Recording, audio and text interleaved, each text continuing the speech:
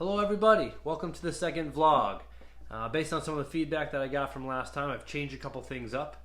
I feel like I'm a little bit more like myself when I'm standing up, and I was also told that the camera was looking up at me when it should be equal or pointing down toward me. Still working with the lighting. It's got this shadow behind me. Not quite sure exactly how to pull this off while my daughter's awake because she's downstairs running around and screaming and yelling. Hopefully the mic won't pick all that up, but I want to share with you tonight. My students have been asking about my personal fitness journey. I often tie in anecdotes and stories to my teaching of how fitness has changed my life, and I wanted to give you the 4-minute version of what it's done for me. I'm going to refer to my little cheat sheet here of notes I took on the back of my daughter's cowboy paint by number watercolor picture. So basically what I want to share tonight is that starting in my high school years, well, even backing up a little bit beyond that, my elementary and middle school years, I was the smallest student in stature, in physical stature in the class. When I ended up graduating high school, I was 120 pounds on the dot.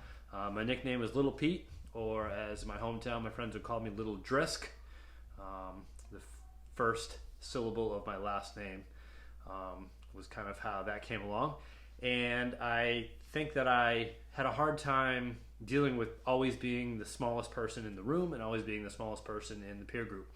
And because of that, I think I lacked a lot of confidence in myself. There was a lot of jokes about things that people could do to me, stuffing me in lockers, that kind of stuff. But really inside, it was really a challenge for me and hard for me to be the smallest person around.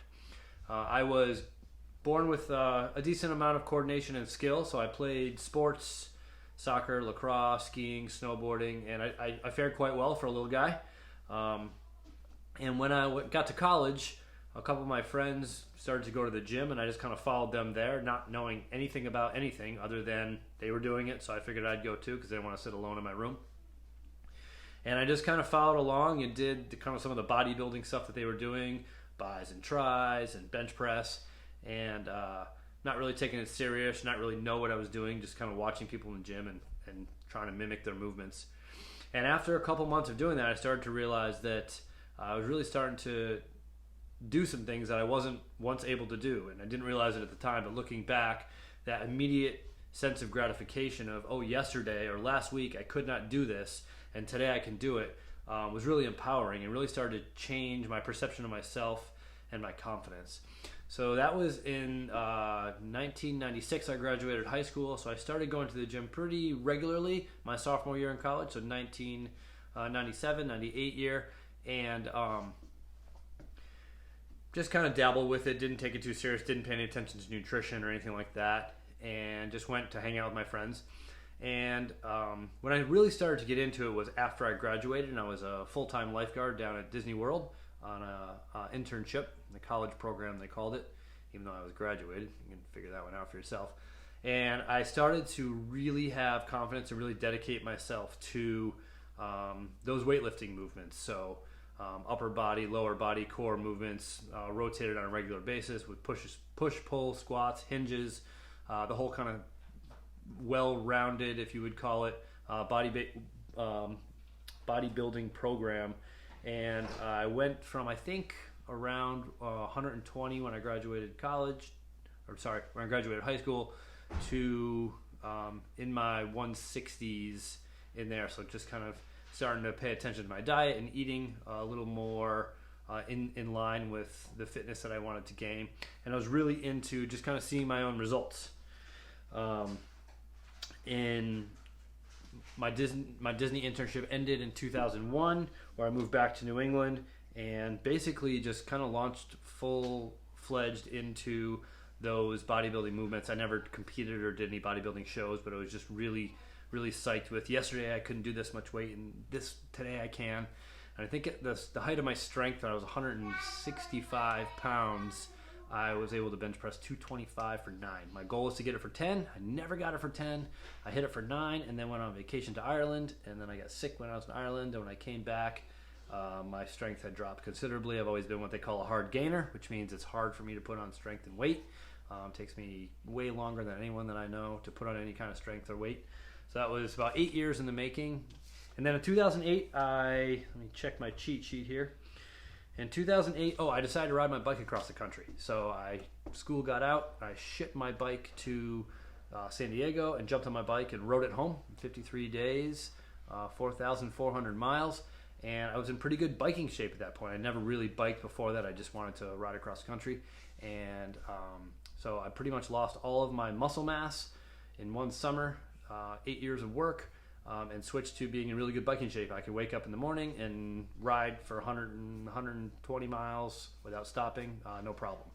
So that was kind of cool. The summer before that, which I skipped over in my notes here, was the summer that I spent fishing in Alaska. So we would work 12 to 14-hour days on the boats, hauling in salmon, and I would come back to my little camp and my cabin, and I had a pull-up bar set up and some like rocks and stuff that I would use to do some workouts. So I was always kind of into the working out thing, even though I was working super, super long days. I didn't want to lose my fitness, and I would run stairs at night and do pull-ups, and my fishing mates were like, dude, we're worried you're going to injure yourself. But I knew what I was doing, and I was fine. 2008, I got home from the bike ride, put my bike away. I've been on it once since. Biking isn't really my thing. I just really wanted to ride across the United States. And in 2009, I found CrossFit, which was just a meld of some of the cardio stuff that I've been doing with the weightlifting stuff that I've been doing, combine them into what we call functional movements. I was dabbling with the CrossFit thing and just learning about it when my wife and I moved to Vietnam and taught over there for a year, and I didn't have any weights or anything like that. So for an entire year, I just did body weight stuff, a lot of push-ups and pull-ups on playgrounds, really got into running. Dropped down to about 155 pounds at that time. When I got back from Vietnam, I was super into running, and my goal was to at some point run a sub 18.5 5K, which I did, and to run a sub hour 30 half marathon, which I did. So the running was cool, probably dropped down to low 150s, possibly high 140s with my weight at that time. And I got married in 2010, and then from 2010 to 2015, I was still doing the running thing, and then I got into the Spartan races.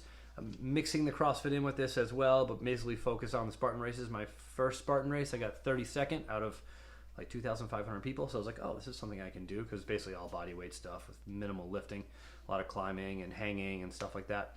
And then I focused on Spartan races for a little while, and my best finish was 9th, I think, out of 2,000 in that race. My first race that I got 32nd in was a 15-mile race. We ascended Killington Mountain 3 times over the course of that race. That was what they call a Spartan Beast. And then my 9th place finish was in a Super, which is 8 miles.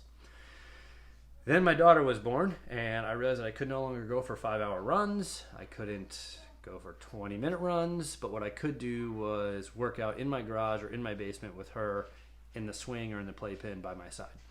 So she was born in 2015, so from 2015 till now, I really focused on the competitive side of CrossFit, and my goal is to at one point be in the top 1% in the world with the Worldwide Open, the competition they do over 5 weeks that a couple years ago had 400,000 participants in it. So that's my fitness journey. What fitness did for me was it brought me from a pretty non-confident, not really knowing who I was, not really believing in myself, middle schooler and high schooler, to the man that stands before this camera today. It's changed my outlook not only on myself but on the world. Many of the podcasts and the books and the information that I gather regarding anything related to fitness, I'm a fitness nerd, I just soak it all up, has transformed into mindset and other healthy lifestyle choices such as sleep, nutrition, the quality of the relationships in my life, and those kind of things. So over the course of my fitness journey, being in high school sports shape, playing soccer and lacrosse, then getting into the bodybuilding stuff and being fairly strong for my pound-to-pound ratio, to getting into really good biking shape, and then obstacle course racing, and now the CrossFit thing. I've always kind of just chased what challenged me, and I love competition. I love competing against myself. I love competing against others, and fitness has really, really made me the person I am today, and I'm super grateful for that. So there's my fitness journey. Not 4 minutes, 10 minutes.